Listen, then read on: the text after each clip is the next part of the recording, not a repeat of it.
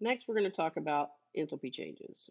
What is enthalpy? And it's enthalpy, not enthalpy, but again, that sort of depends on where you were raised on the planet.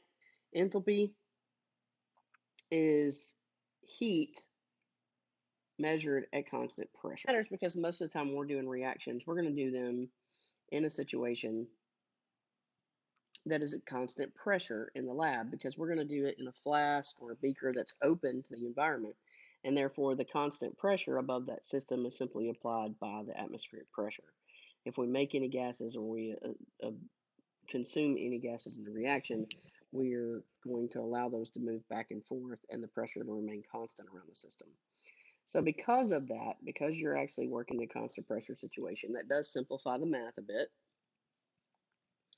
And it is given a different name, and that name is enthalpy. So we're going to be talking about enthalpy change through a reaction or physical process.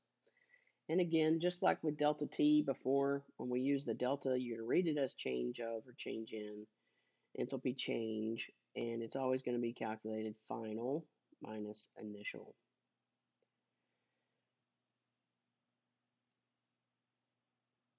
So the next two big terms to learn are going to be endothermic process and exothermic process. An endothermic process, endo means to enter or to go into. So you're talking about heat being absorbed by the system you're studying. Heat is being brought into it during whatever process you're looking at. So during the process of the chemical reaction, heat is absorbed from the surroundings, taken in and used by the reactants to proceed to products. So in that situation, if you were to measure the temperature during that chemical reaction, if heat is being absorbed, then it should make sense that the temperature is going to go up, which means T sub F would be greater than T sub I, giving you a positive value for delta T. And we're going to look at the equation in a minute, but I'm telling you that that will lead to a positive value for delta H. So an increase in heat content through the process. An exothermic process is exactly the opposite. Exo meaning to leave, to exit. So in this situation, as you go through the chemical reaction, heat is being released by the reactants to the surroundings as it proceeds to products.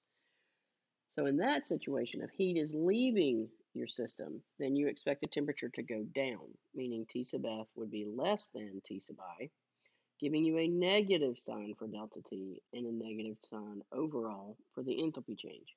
The way that we go into the lab and measure enthalpy changes is we use a really simple, rather cheap system, which in the lab, technically, you would maybe think you were going to use some fancy stuff, but our fancy stuff is going to be styrofoam. Styrofoam, it is a foam, as you know, hopefully it has very little of the polymer that actually is the structural feature and a great deal of air trapped within bubbles or holes within that foam material. Because of that, it acts as a very good insulator, which is why we use it for our hot and cold beverages. So heat does not transfer through gaseous material nearly as effectively as it does through solid or liquid. So having something with a great deal of air trapped within it decreases the heat transfer from one side to the other greatly as compared to something that is solid. So in the lab, we just simply use styrofoam cups. To be really, get our data even better, we stack two foam cups together or nest them together. We use a thermometer, or for us in lab would be a little more fancy. We probably use a temperature probe that has a digital thermometer to measure it a little more carefully than that. And instead of a stir, most time, honestly, in lab, we just simply swirl gently. That's just as effective because the stir itself, depending on what it's made of, has going to have a certain heat capacity and is going to also be a problem in terms of heat transferring to or from it. So we minimize that opportunity and take that out most of the time.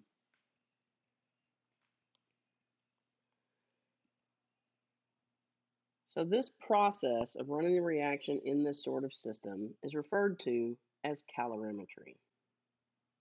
It is constant pressure calorimetry, There is constant volume calorimetry. I'll tell you right now, it's called bomb calorimetry, and we are not going to be doing those types of calculations, certainly not this semester.